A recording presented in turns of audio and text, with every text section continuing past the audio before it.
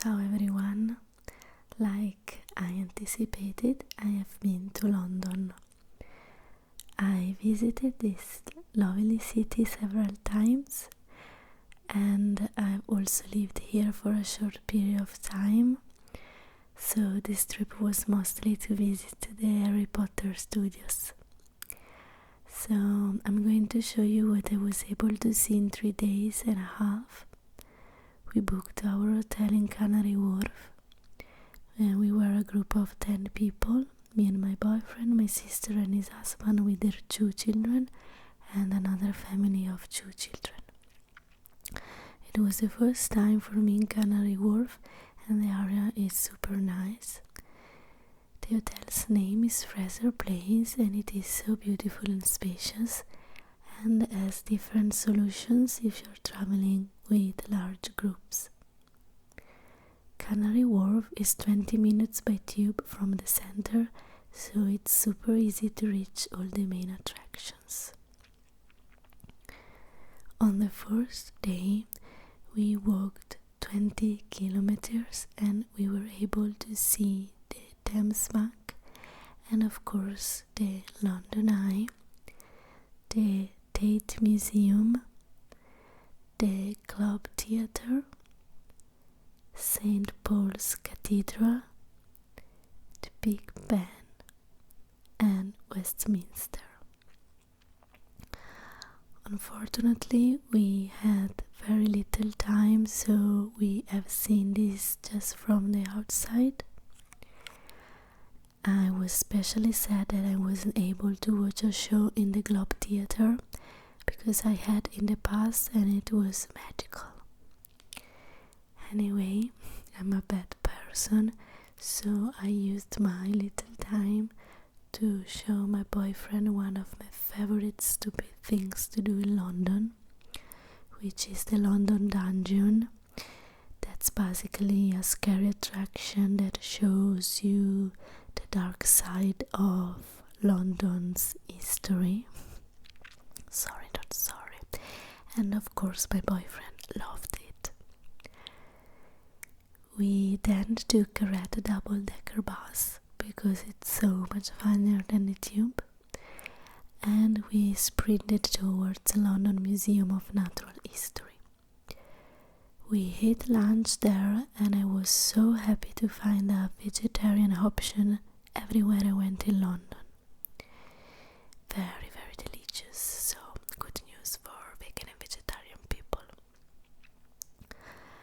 The museum is free and has more than 70 million of stuff in it, so you wouldn't need like a month to see everything. It's divided in 4 zones: orange, blue, green and red, and they are all about nature, animals and science.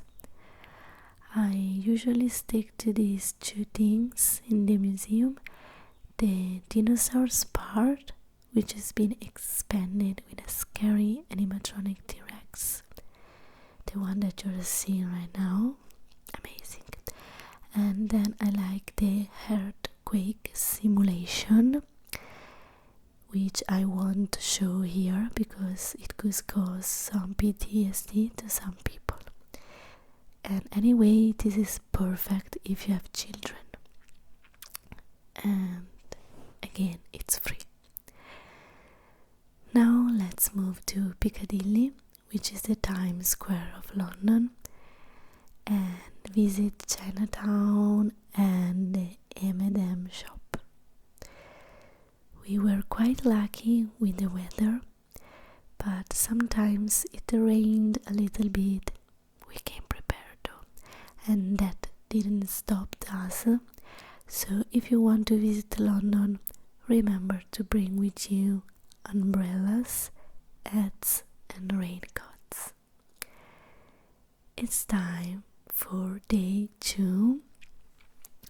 We are going to the Harry Potter studios. We booked online several months ago for the 3:30 p.m. entrance, and so in the morning we visited Camden Town. I don't want to spoil too much to you, but I'd like to give you some useful information and tips. First of all, the studios are not in London. You will need to take a train from the Euston station to Watford Junction, and there a free transfer will take you to the studios. You need to be at the studios 20 minutes before the time on your ticket, and it takes around 30 minutes to get from London Euston to Watford Junction. It actually depends if your train is a direct one or it makes different stops. And the free transfer ride takes around 15-20 minutes. Once you arrive, it's possible to rent an audio guide and to leave your backpacks or coats in the wardrobe. But be aware that a part of the exhibition is going to be outside. So maybe you want to keep your coat with you. The experience was amazing and moving and of course magical. I really recommend this to you. And at the end of the video there is a stupid gift for the people who watched this all the way over. You don't want to miss it. But if you follow me on my personal Instagram, it's possible that you have already seen it. As you can see in the tour, it's possible to see the actual movie set. So this is where the movies were taken, and all the props and rooms are the original ones. We visited the studios in a working day, so luckily there weren't many people. So if you can, I recommend you to choose a British working day as well. The entire experience was comfortable and without queues, but I'm not sure how it is when it's a holiday day. If you are a fan of the Harry Potter world, I promise you won't be disappointed. There are some moments in which I was overwhelmed with my feelings, and I couldn't believe I was walking and touching these things. And in some moments it was like I was really at Hogwarts, or like I was experiencing the real magical world. The ticket costs around €60, but the tour lasted more than 3 hours, so it's worth the money in my opinion. Of course, in this video I am not showing you the entire tour, because if you decide to come here, I'd like you to be surprised like I was. So let's say this is just an idea of what you are going to see and what you can expect. So let me know in the comments if you like Harry Potter and if you would like to visit the London studios, or if you already have. And don't hesitate to ask me further questions. I am always happy to help you. third day, we wanted to go to the Madame Tussauds, which is the wax museum, but the queue was too long because we should have booked our tickets in advance. So since this museum is on Baker Street, we have seen the statue and the house of Sherlock Holmes. After this, it's time to finally see Buckingham Palace, the house of the king. And again we took the bus to go there, and we were able to sit in the first row. Even if London is full of amazing things to do, one of my favorites will always be sitting in the first row on the second floor of these red buses. From Buckingham Palace to Trafalgar Square is just about 20 minutes by walk. And on your right you can enjoy Hyde Park while you are walking. And so we decided to walk there. And so this is Trafalgar Square. I read a lovely Inception fanfiction that had a scene here, but whatever.